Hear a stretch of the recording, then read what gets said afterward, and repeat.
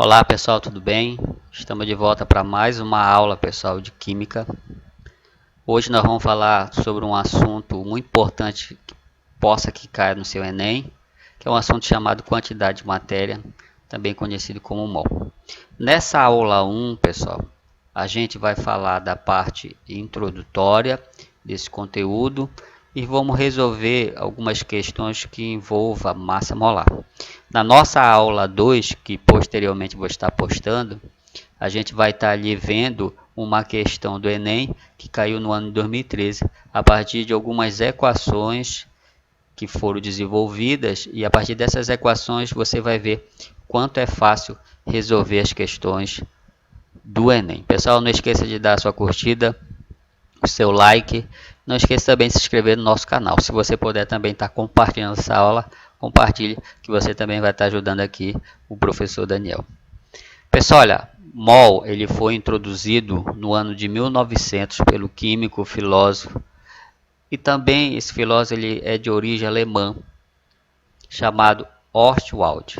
Foi Ostwald que definiu o mol como peso normal ou molecular de uma substância expresso em grama. Pessoal, quando Ostwald ele definiu o mol ele ainda não possuía uma unidade de base no sistema internacional. O que é que eu quero dizer com isso daí? Que o mol ainda não tinha reconhecimento como grandeza. Então foi só a partir de 1971 que o mol foi introduzido como uma unidade de base do Sistema Internacional de Unidade. A partir de então, o mol passou a ser reconhecido como uma grandeza da quantidade de matéria. Sendo assim, pessoal, o mol ele passou a ser definido como a quantidade de matéria relacionada a 12 gramas do nucleído do carbono 12. Bom, pessoal, os químicos eles precisavam de um padrão para poder fazer essa relação com a quantidade de matéria. Eles partiram desse padrão que foi o carbono 12, o isótopo do carbono 12. Nós sabemos que o carbono do isótopo 12 ele possui 6 nêutrons no seu núcleo e possui 6 prótons.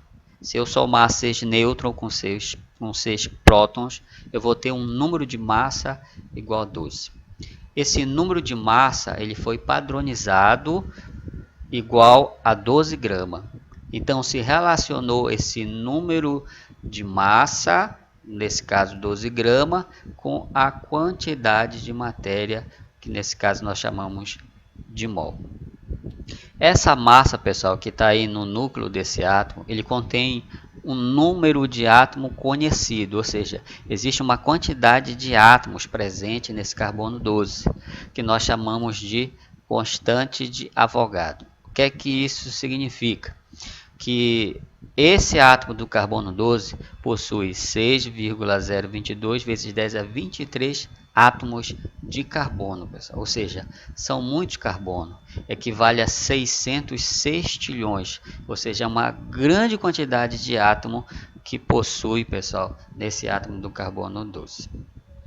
Bom, pessoal, a partir daí, então, um químico físico chamado Perrin, ele determinou essa constante, que foi agora há pouco falado para você. Essa constante, ela foi chamada de constante de Avogadro. Então foi Perrin que determinou esse valor e colocou em homenagem a Medo Avogadro. Então, quando ele determinou esse valor, ele determinou um valor aproximadamente de 6,022 vezes 10 a 23. Pessoal, agora nós vamos ver um cálculo de massa molar. Como é que a gente calcula a massa dos átomos e de algumas moléculas? A gente vai ver também de um composto iônico. Pessoal, mas o que é massa molar? A massa molar ela foi definida como a massa de substância por unidade de quantidade de matéria. O que é que isso quer dizer? Que a massa de uma substância ela equivale a uma unidade da quantidade de matéria. O que é que ele quer dizer com isso daí? Que essa massa equivale a 1 mol. Por exemplo, se eu tiver aqui o alumínio ele possui massa atômica igual a 27.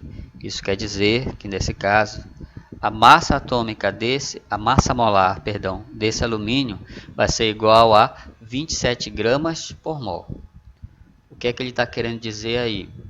Que a massa molar desse átomo, pessoal, nesse caso, vai ser 27 gramas por uma unidade de quantidade de matéria, que seria o mol. Está bem representado matematicamente como 27 gramas por mol. O outro exemplo que eu tenho aqui é o cloro. O cloro, pessoal, a massa atômica dele equivale a 35,5. Então, se a massa atômica dele é 35,5, a massa molar dele vai ser quanto? 35,5 gramas por mol. Como é que eu calculo, por exemplo, a massa molar de um composto iônico? Aqui eu tenho cloreto de alumínio. Eu tenho que fazer a somatória da massa atômica desses átomos que fazem parte desse composto. Mas como é que eu faço? Bom, como é que vai ser calculado a massa molar do cloreto de alumínio? Primeiro, pessoal, eu tenho que pegar a massa molar do alumínio, de um alumínio. A massa molar de um alumínio equivale a quanto? 27 gramas por mol, que foi o valor que eu coloquei bem aqui. Ó. Primeiro eu abri o parênteses e coloquei o valor, 27 gramas por mol. Mas só que eu só tenho um alumínio, então vai ser vezes 1. Aí eu fecho parênteses e somo, porque eu preciso também somar com a massa molar do cloro.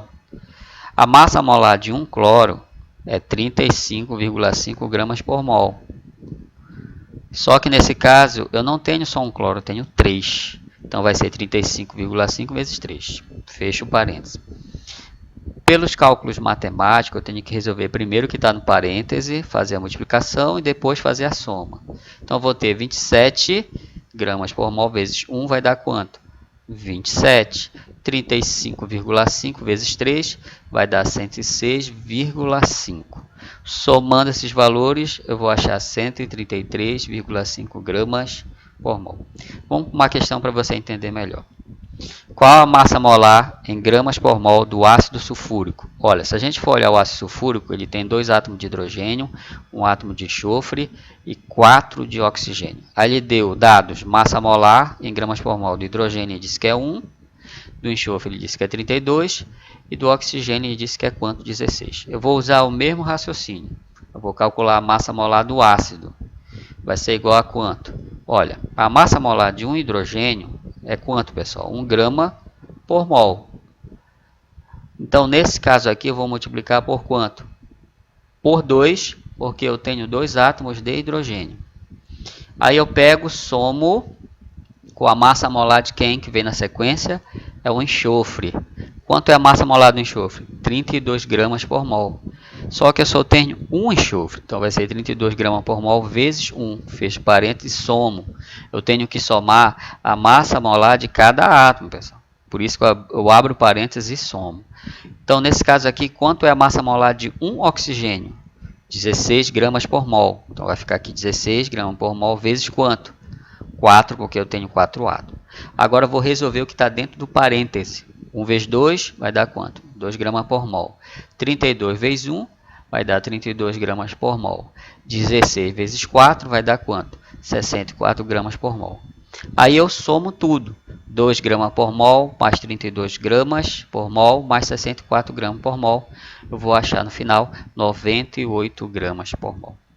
Pessoal, nós vamos ficar por aqui. Espero que essa aula tenha ajudado você, pelo menos a ter uma ideia de como calcular a massa molar. Espere a nossa segunda aula, que nós vamos estar resolvendo uma questão do Enem. Eu vou estar colocando 3 equações para que você venha estar ali fazendo essa questão do Enem com bastante facilidade.